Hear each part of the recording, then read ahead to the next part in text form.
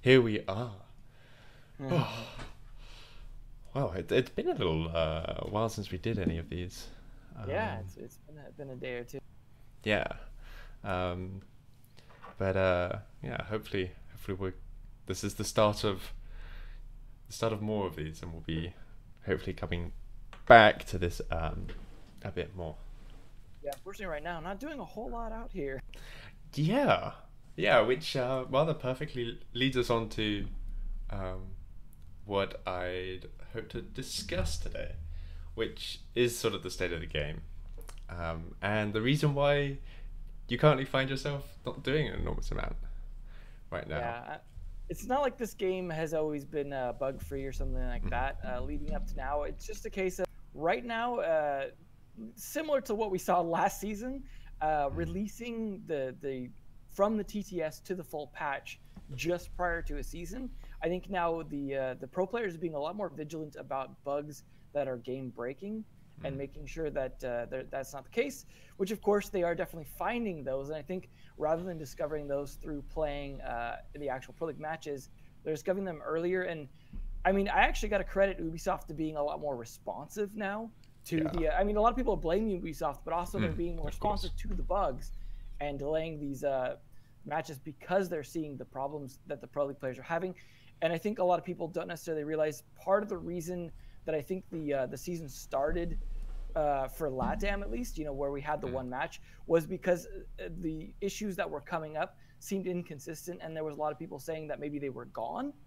Yeah. Um, and because of that, I think Ubisoft, I think, have a lot of difficulty replicating the bugs that are reported by pro players because they're not always 100% bugs, and pro players often are encountering them in scrims and things that they're not necessarily recording, which there's whole ethics and stuff revolving Yeah. around recording scrims anyways. But Mhm. they because of that, they're unable to always provide direct instructions or easy to replicate situations for Ubisoft. And in that case, they may declare, okay, the bug's fixed. We fixed it in our patch. The hotfix is good. We're ready to go.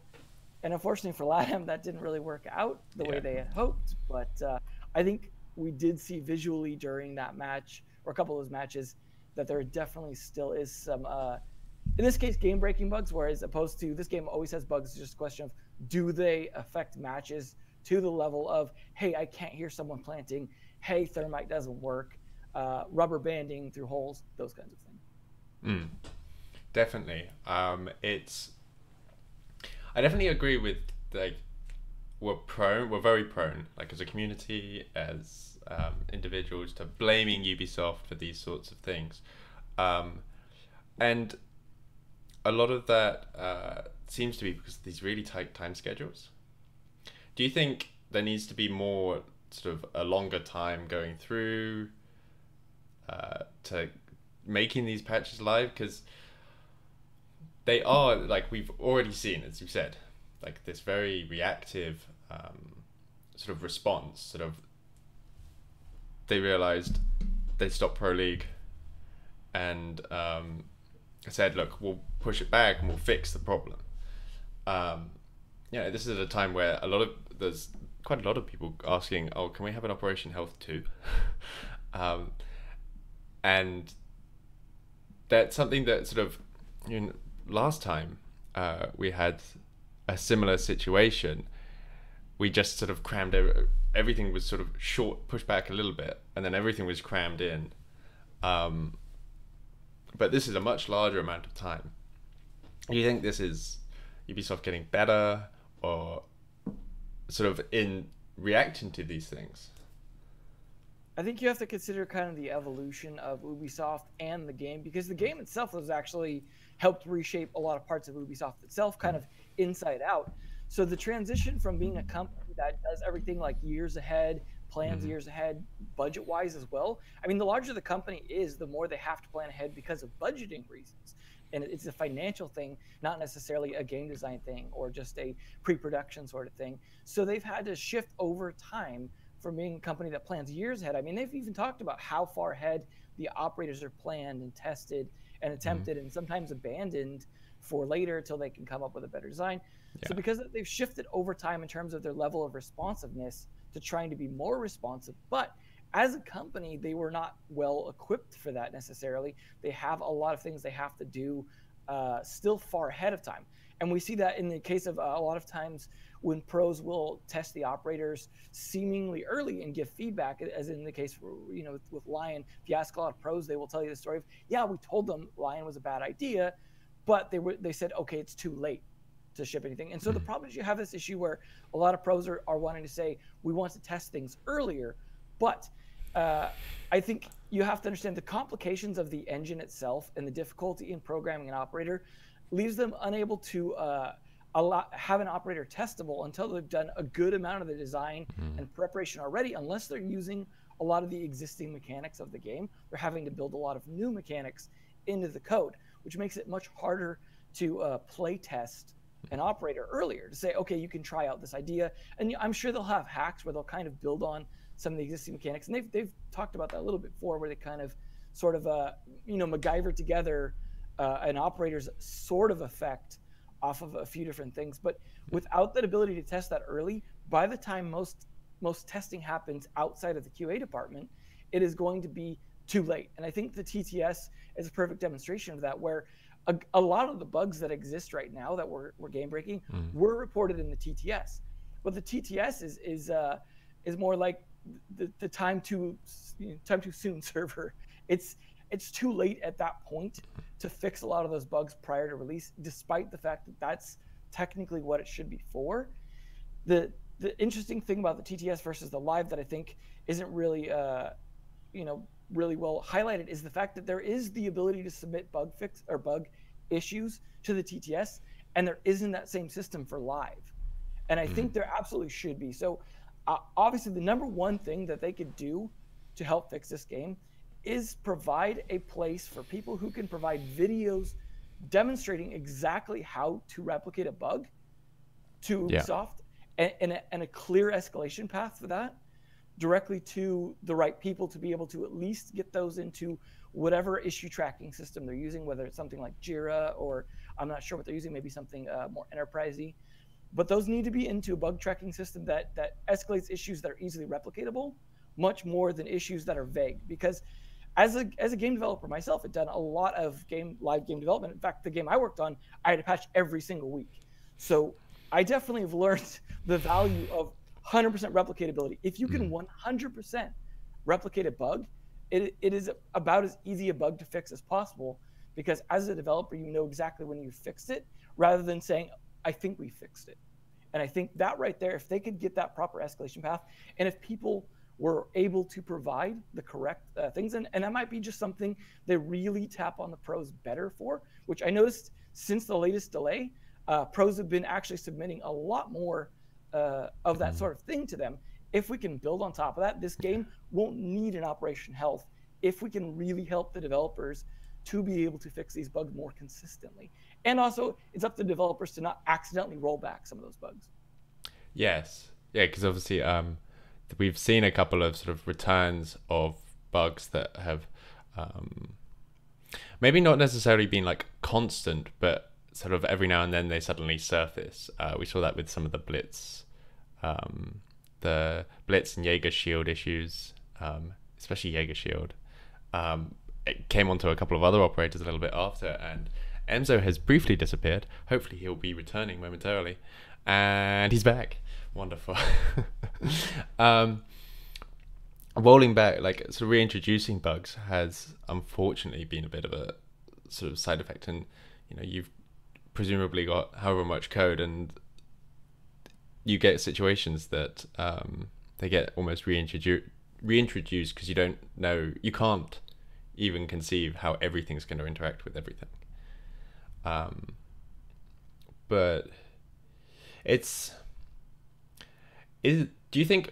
would you agree with that it's sort of increasingly the responsibility of the pros to almost be part of the development team, or the sort of I'm not sure whether maintenance is the right word, but like constantly be contributing. Okay, so this bug we ran into last night in a scrim, right? Here's the clip, send it straight up, because their ability to play is directly related to the health of the game. So are they responsible as well for the health of the game? I mean, I think it's not necessarily a case of responsibility so much as if it's a big problem for you and your livelihood, I would think that's enough motivation to say we can be a bigger part of the solution. And the pros themselves aren't necessarily, I don't think, whiners or haters. They will come across that way if they're having a lot of problems because, as I said, it affects their livelihood, and in doing so, of course, that makes things difficult for them. But the way they can make it easier for themselves is to make it easier for Ubisoft, and that's not a Ubisoft's lazy. That's a game development, especially on the scale, is very difficult to not have a lot of issues. And the better that you can replicate inconsistent issues for them, the better you can assure that those don't happen. I mean, the thing is, too, if the issue's happening more consistently for you and being more of a problem, then that should be easier for you to provide that for them. If it's random and happens almost never, then guess what? It's not that big a problem for you anyway. So, it sort of lines up in that way of like, if it's a big problem for you, provide that. The big issue we have, though, is not everyone can provide that level of video. So, for example, something like Shadowplay is great in the sense of you have the sort of 5-minute rollback sort of system where you can say, oh, I hit Alt F10, boom, you got the last 5 minutes. Ubisoft doesn't have to watch a 20-minute thing. Unfortunately, there may be things that are much, much earlier than 5 minutes that cause the issue, but that's still better than nothing. But not everyone can provide that. Not everyone has the video card for Shadowplay. Not everyone has the level of performance on the PC, especially LATAM, where they can provide that. So there are a lot of things like that where they can't necessarily provide that, but I think it is for them worth considering trying to do a better job with that if they can. And you know what, honestly, if it comes down to pros that are running into constant issues not being able to do that, tap on Ubisoft, say, can you provide me a better video card? Like, can you help me help you? Things like that, where that's a very small investment for Ubisoft financially, but a very large return if they can actually help those bugs be replicated. And I think just establishing a better overall thing, and that's been the theme of a lot of these issues and the turnarounds from Ubisoft, is saying, okay, we're going to improve our process. We're going to do things for our process. And I think, again, that is where it needs to be targeted at, saying, please help us help you. And the hard part for them, though, is opening up too much. They have to separate the noise from the useful stuff. Tapping on the pros does separate a lot of the noise out because the pros are not going to submit necessarily a lot of bad stuff, as opposed to the TTS, which also may have a lot of junk. You might say, oh, everyone submitted this bug on the TTS, but if everyone's submitting bugs over really dumb things that aren't bugs, it might get lost in the noise. And having a bit of priority based off of who's submitting the bugs definitely can help make sure the QA department sees those. We don't really know how the QA department works, but the thing to remember as well is that this is a multiplayer game, and I think a lot of the bugs depend a lot more on the multiplayer facet than we want to admit. And I think a lot of the more recent bugs, for example, don't necessarily replicate to every client. So you will get people that can hear the diffuser or can see through the wall, but not others that can.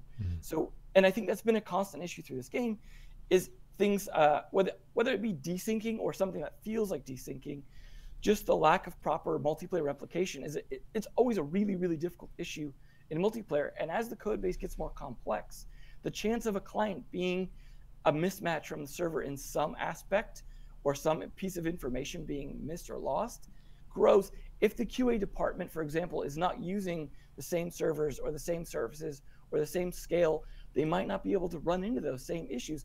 Ubisoft may be like, we can't replicate this issue. Well, if you're not trying it on the same platforms or the same like servers and things like that, you may not be able to replicate it. I think it is a difficult QA process, and I think they may have to expand QA. They may have to constantly tap into a more broad TTS system to be able to pull this information in. And I know it's difficult, but it's the case of, well, this game is going to go through these growing pains, and hopefully we can dodge an operation health too, and just be operation, improve our processes too. Yeah, I mean, if you have constant sort of you're constantly trying to maintain things and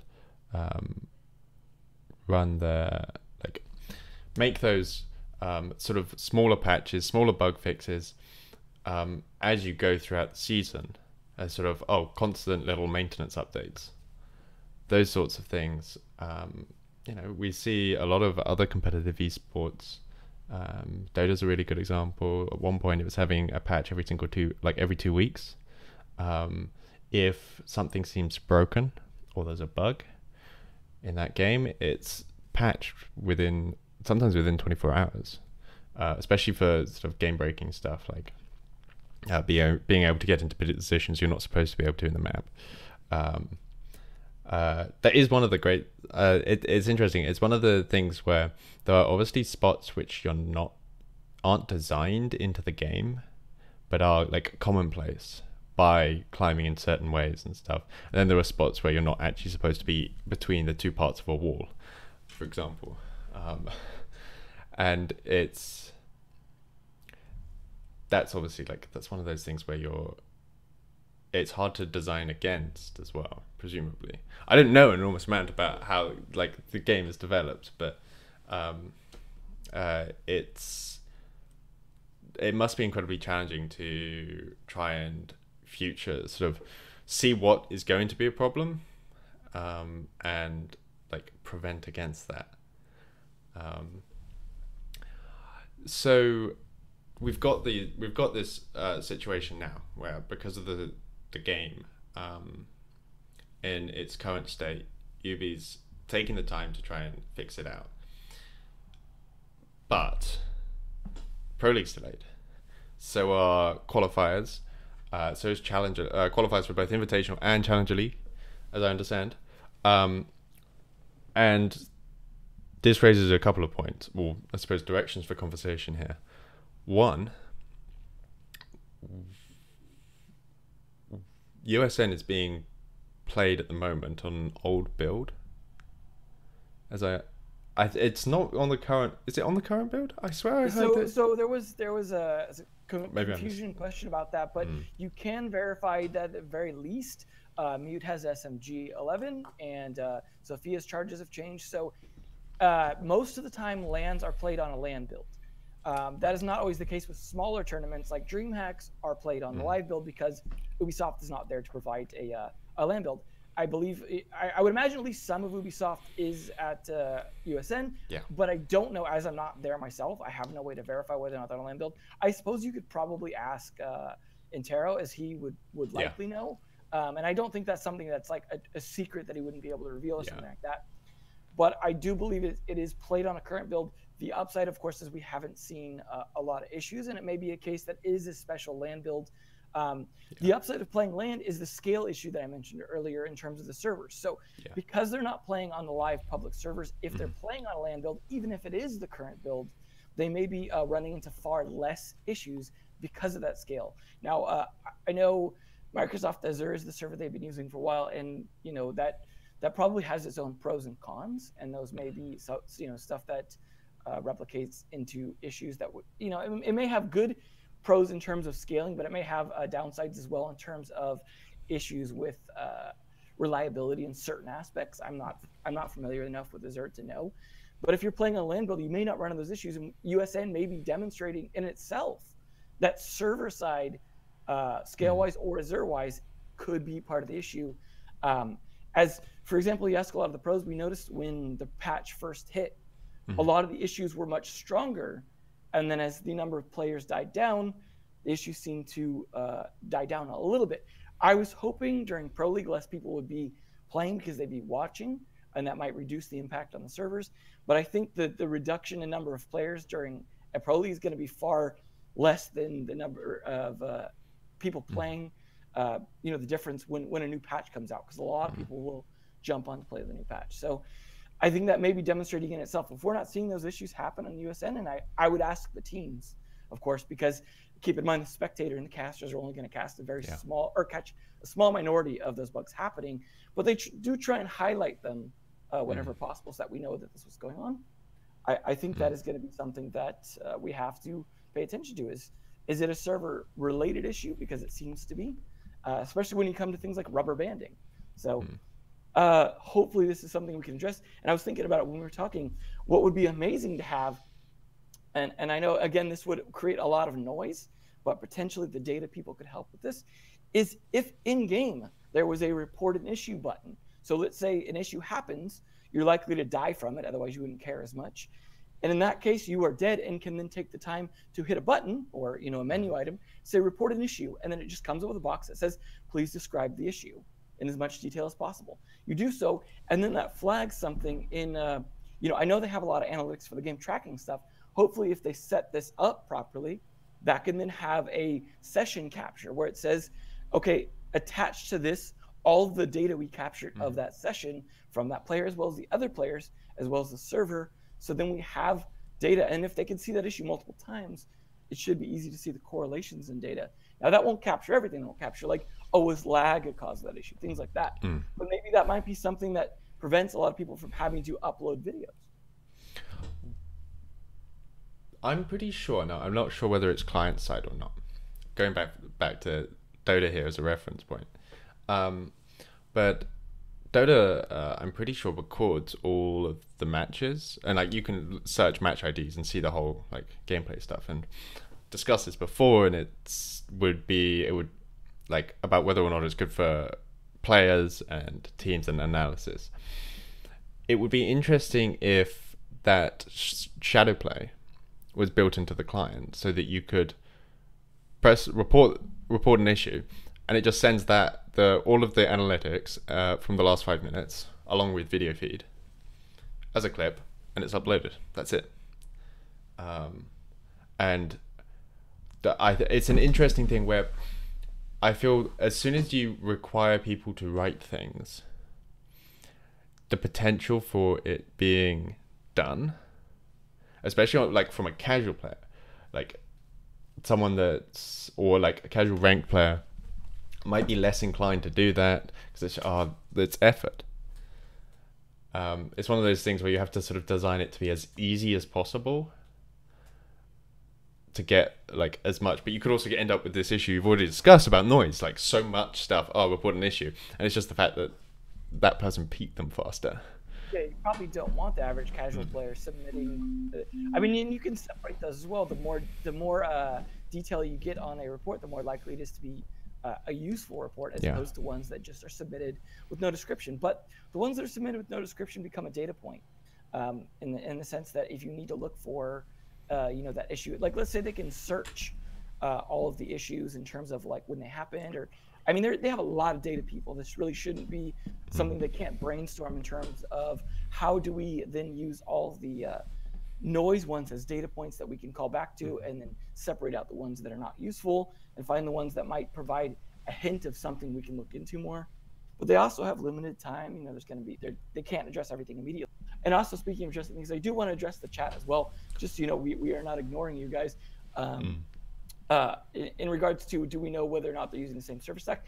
No idea. But I would imagine internally, they're probably not using the Azure servers unless they have some private stuff set up. So it's hard to say what exactly they'd be using. Obviously, I don't work at Ubisoft. I can't address that directly, but I would imagine there are differences between what players are playing on and probably even what QA is playing on, regardless, because we're not playing on QA's servers. So I think that's kind of a given. What else is being addressed in terms of LAN not having the netcode in it is probably whether or not it has the netcode in it. That may be something that matters, but it's not going to be playing the same way as being on the netcode, and that's something that you have to factor in, is that it's not going to deal with the same issues in terms of even lag. We've had, I'm sure not everyone knows this, but there was one LAN that had to be played online because the LAN build was not prepared to be able to be played on LAN as fast as it was, because their testing environment at Ubisoft did not properly accommodate for the testing speed, or for the speed that LAN is played on, and therefore the issues did not appear at Ubisoft. I believe that's been since addressed, but it was just one of those small things that you can't necessarily, or you can prepare for, but only if you think of it, Yeah. And so as time goes on, they do improve those things, but because of any small difference can be the difference that makes the difference. And I do think Ubisoft is at least somewhat aware that there could be issues, and I've directly mentioned Ubisoft, whether or not they listen to me, I don't know, that I do believe that these are the kinds of issues that are coming up, and that may or may not be something that they've considered or ruled out or factored in, but it is definitely something they absolutely could be aware of in terms of netcode or server issues being a big factor in this, because that has been mentioned to them by both myself and other players. Have we talked about the something by already? If it will change anything. We haven't talked about it. And I don't know whether or not it will change anything. What is I think Nature Brett is i3d.net by already. Is that? I'm not familiar with that. Yeah, I'm not familiar with that either. So we definitely have not talked about it. So, because we don't know what it is. It's clearly something that I'll have to look up and form an opinion on after we finish here. Save that for the next one. Yeah. So, obviously, with all of these things, I mentioned things have been delayed. It's a former big server provider for the Netherlands. Definitely we'll have to come back to that. Well, we'll definitely, we'll have to look into that. That's, very significant. But the delay. So, come January, I'm anticipating something of a very challenging schedule. Yeah, we're referring to it at this point, I think, as Super January. Wonderful. That makes it that separates it from the Super Weeks, which were it was only 3 weeks, wasn't it? Yeah, I think at this point, I'm not sure exactly how many Super Weeks would be required to meet the schedule in terms of invitational, pretty much being a set in stone wall we were going to hit against. So I think, unfortunately, I imagine we may hit other delays as well, and I don't imagine everything to be fixed immediately. So I think we're going to have to be very, very aggressive, and I don't think there's an easy solution at this point. We may even have to bring on additional casters. We may have to bring on additional streams. I don't know what the solution will be at this point. But as it gets further and further backed up, it does become more difficult, because it's not just Pro League. It's also Challenger League qualifiers and 6 Invitational qualifiers that then also become an issue. So I do expect there to be a lot to watch in January at the very least. So I imagine viewership might actually be strained, unfortunately, this half of the season at least. It is going to be difficult to keep up with everything. And hopefully SiegeGG, plug, can help with that. So hopefully with all the people that are trying to capture as much as possible, that maybe SiegeGG as well as VODs can help address January. But yeah, that is definitely going to be a very, very backed up month in terms of we have a lot to do, especially as casters. We're gonna be busy. Yes, but luckily they are thinking about that. They're not trying to kill us. So there's definitely do we bring on additional casters? As you can see from USN and other events, thankfully the talent pool is growing. And we have a large number of people, and I have to say I've even been impressed with Veli, who was coming from Gears of War. He definitely has done his homework coming into this, and it just goes to show you there are talents like Blue as well coming from other games that can also provide their experience.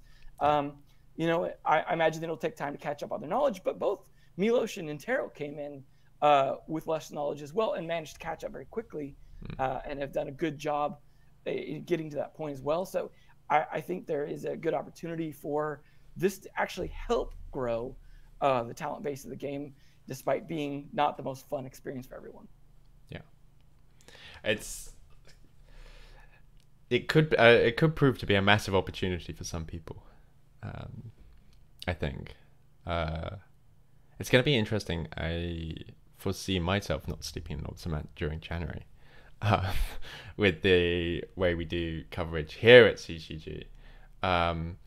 And hopefully it's going to give us a lot of opportunity to do sort of even more and save you all some work as well. We'll try and do our bit, obviously. And it gives us it might give us an opportunity to try some new things as well. I don't know what additionally could be done to sort of alleviate things on our end. It's an interesting question. The highlights, the stats, anything that can kind of collate stuff so people don't have to manually watch every single match or have to fast forward through them. Anything that can be done to capture what is important from that match, I think will help people at least stay up to date, especially weekly recaps. And maybe that's something me and you can help address as well. I think those things will be helpful to people that just, hey, guess what? I have a life outside of watching Siege. Please help me stay up to date with everything that's going on, because even things like roster changes and stuff will be hard to keep up with during all that. Well, I mean, chat, keep your eyes peeled. Shev and Mzo are going to be doing weekly recaps now. It would definitely be something.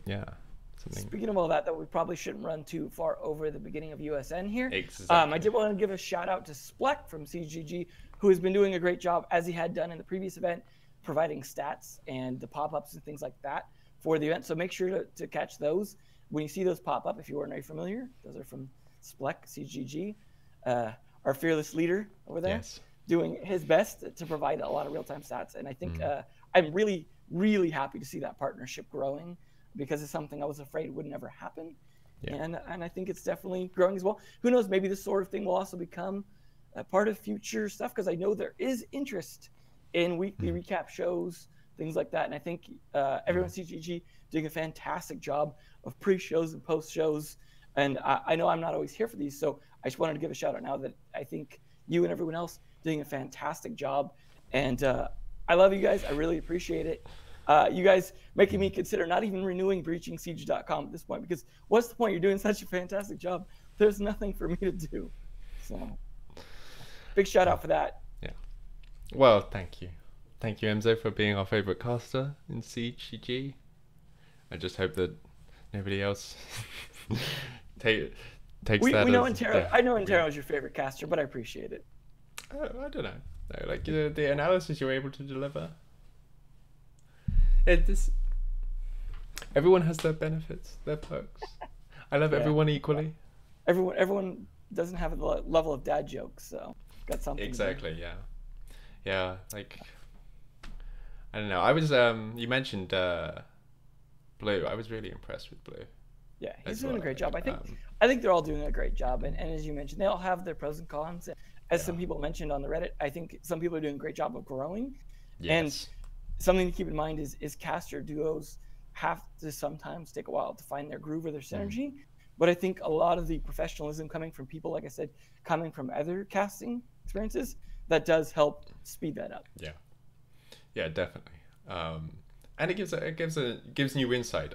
People look at things slightly differently, and sometimes they come up with sort of viewpoints that we aren't used to as spectators, and it makes us think differently about certain things. I do worry about Veli topping me on those dad jokes. That 0-7, that was the old Yeller joke.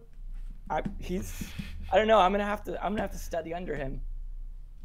Or maybe he's stolen your little playbook of dad jokes. Yeah. No, it's fine. I'll cast with him then. Yeah. We'll do it up. The dad jokes. That would actually be. There might be too many dad jokes though. Who knows? Is there such a thing? Is there such a thing? That's an even better question. Yeah.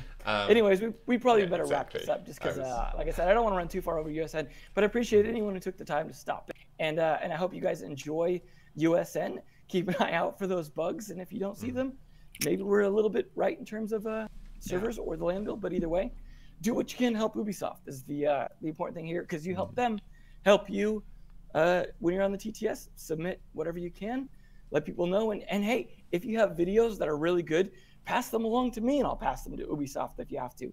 Escalate them through people that might be able to escalate them better. I will happily do that if they will help them fix the bug. So, I think that's all from us on the debrief. You've been watching myself, Shevla, and the wonderful and hilarious dad joke connoisseur, Mzo. Pleasure as always. Until next time, this has been Debrief, episode 30.